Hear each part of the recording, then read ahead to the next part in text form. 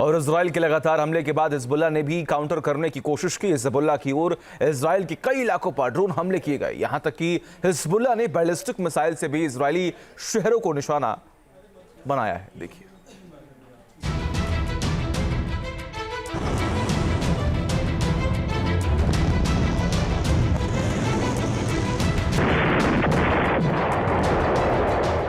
नस्र 2 ballistic missile की ताकत।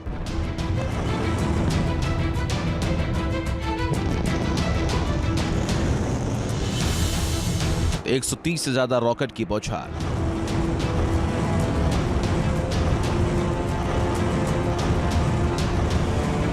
दस से ज्यादा ड्रोन से ताबड़तोड़ हमला। इजरायली शहरों पर हिजबुल्लाह का सीरियल अटैक। हिजबुल्लाह के पास अब जितनी भी ताकत बच गई है, उसने इजराइल के खिलाफ पूरा का पूरा झोंक दिया है।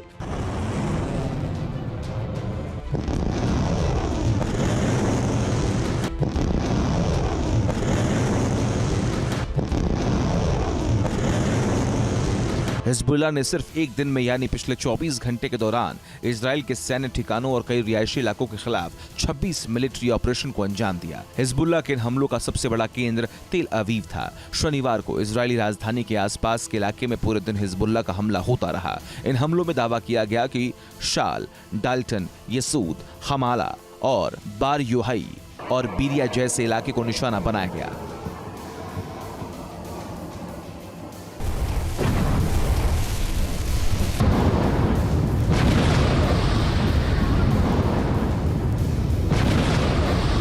इन हमलों की जो तस्वीरें सामने आई, उनसे जाहिर हो रहा है कि हिजबुल्लाह ने 19 अक्टूबर को इजराइल के प्रधानमंत्री बेंजामिन नेतन्याहू के कैसरिया स्थित घर पर जो ड्रोन अटैक किया था, उसके बाद इजराइल के ऊपर उसने ये सबसे तगड़ा वार किया।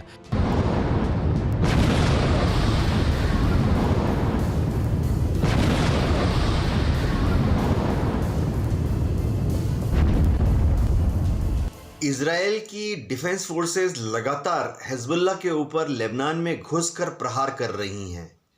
हिजबुल्लाह के ज़्यादातर underground command and control centres को तबाह कर दिया गया है। हिजबुल्लाह के करीबन 1/3 ज़मीन से ज़मीन पर फायर करने वाली मिसाइलों और रॉकेट्स को भी आईडीएफ ने बर्बाद कर दिया है।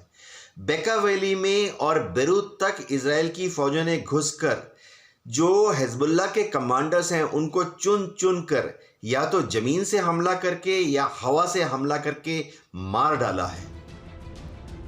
हिजबुल्लाह की तरफ से यह भी दावा किया गया कि दक्षिणी लेबनान के ख़ियाम इलाके में उसने इजरायली सेना को पीछे हटने पर मजबूर कर दिया है। इस दावे में यह भी कहा गया कि इजराइल के गलोट स्थित 8200 मिलिट्री इंटेलिजेंस यूनिट पर जबरदस्त बमबारी की गई।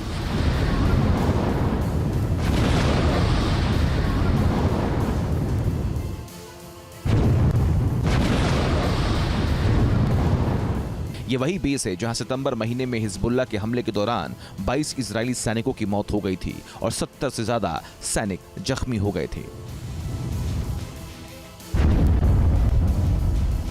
हिजबुल्लाह ने इस बार इजराइल पर 3 तरफा हमला किया। नस्र 2 मिसाइल और ड्रोन से तेल अवीव के उत्तरी इलाके पर अटैक, उसके बाद हाइफा में क्रियोट कॉम्प्लेक्स पर हमला और तीसरा हमला दक्षिणी लेबनान सीमा के पास इजरायली सेना के बैरक के ऊपर। इस हमले से पहले हिजबुल्लाह ने एरियल सर्वे भी किया था।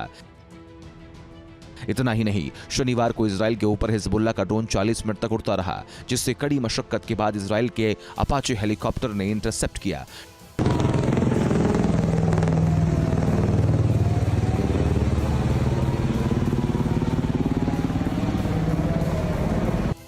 टाइम्स ऑफ इजराइल की एक रिपोर्ट के मुताबिक जिन 10 ड्रोन के जरिए इजराइल को निशाना बनाया गया, उनमें से 6 लेबनान की तरफ से और 3 इराक के रास्ते आए थे।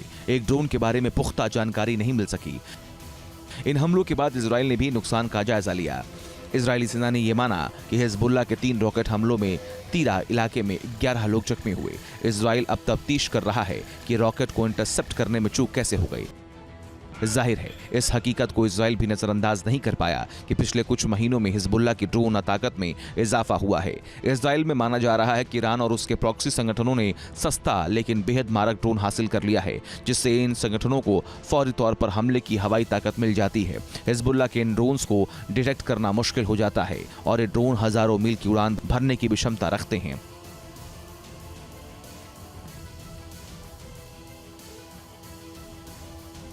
इजरायली डिफेंस फोर्स के मुताबिक पिछले एक साल में इजराइल के ऊपर तकरीबन 1300 ड्रोन से हमले किए गए और ये हमले लेबनान, इराक, गाजा के अलावा सीरिया, यमन और ईरान से किए गए। हिजबुल्लाह की बढ़ती ड्रोन ताकत को इजराइल कमतर नहीं आंक रहा है, लेकिन आईडीएफ का दावा है कि उसने हिजबुल्लाह के जखीरे में मौजूद 70% ड्रोन को तबाह कर दिया है। आईडीएफ ने एरियल स्ट्राइक में हिजबुल्लाह के 54 ड्रोन स्टोर साइट को बर्बाद कर दिया। इसके अलावा क्रूज मिसाइल के 24 स्टोर को नेस्तनाबूद कर दिया गया। आईडीएफ का आकलन है कि उसने पिछले एक साल में हिजबुल्लाह के टॉप मोस्ट कमांडर सहित 3000 आतंकियों को मार गिराया है।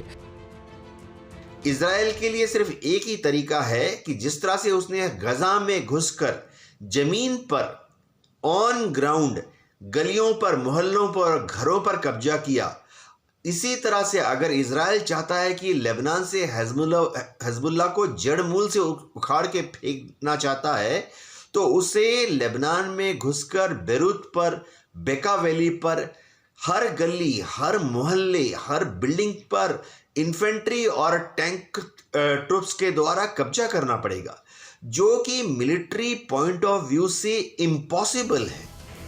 इजराइल ने कहा है कि वो 7 मोर्चों पर जंग लड़ रहा है। ईरान के साथ हुए वार और पलटवार के बाद ये मोर्चा पूरी तरह खुल चुका है। जाहिर है मिडिल ईस्ट में वॉर खत्म होने की बजाय और भड़कती जा रही है। Team news nation.